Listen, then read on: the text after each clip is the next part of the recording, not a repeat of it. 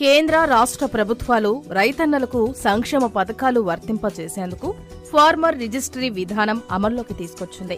ఈ రిజిస్ట్రీ విధానంతో భూమి కలిగిన రైతులకు 11 అంకెలతో కూడిన విశిష్ట సంఖ్యను మంజూరు చేస్తారు. దీని ఆధారంగానే రైతులకు వివిధ సంక్షేమ పథకాలు మంజూరు చేయనున్నారు.